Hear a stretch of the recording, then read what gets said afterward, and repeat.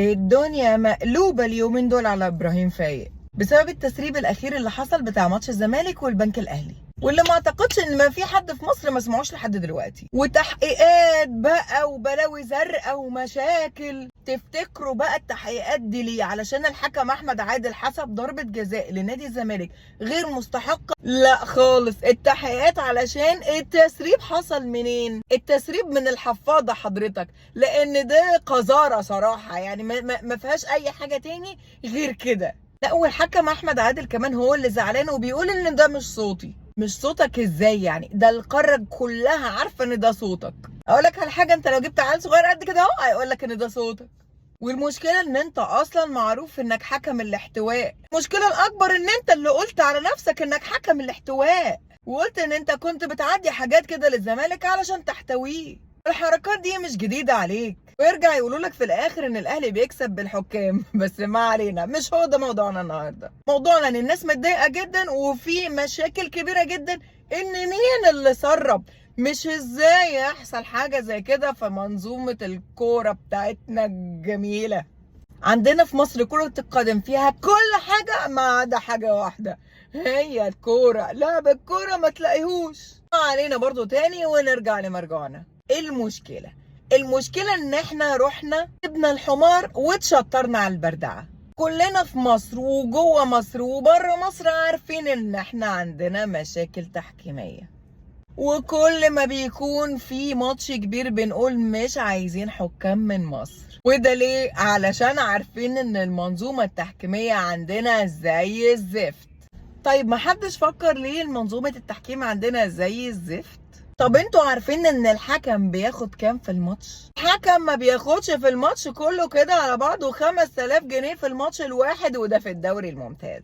لان حضرتك الانتقالات بتبقى عليه، الاقامه بتبقى عليه. يعني مثلا لو هو في القاهره وهيحكم في اسكندريه، فسيادتك لا تروح صد رد وكمان بعربيتك، يا اما انت هتحجز على حسابك فندق.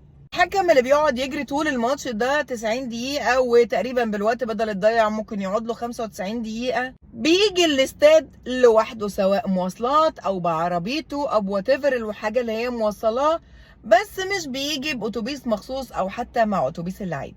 فالمنظومة التحكيمية كده كلها على بعضها من اولها لاخرها، من فلوسها لكل حاجة فيها، بتقول انها هتبقى فاشلة. ليه؟ لان انت اللي بتخلي الحكم يحتاج للنادي، للنادي يعادل بيه. وانا مش قصدي حاجة على فكرة، ولا بتهم حد بأي حاجة. انا قصدي ان انت اللي بتدي الفرصة كمنظومة انك تخلي الحكم مش على حياد، لان هو محتاج. فمن الاخر يعني كده احنا عارفين ان المنظومه التحكيميه زي المنظومه الرياضيه كده بالظبط فاشله جدا. بس لما يجي يحصل لك تسريب من هنا ولا تسريب من هنا، ما تقولش لا والله ده مش صوتي ونحاول نتهرب من الموضوع.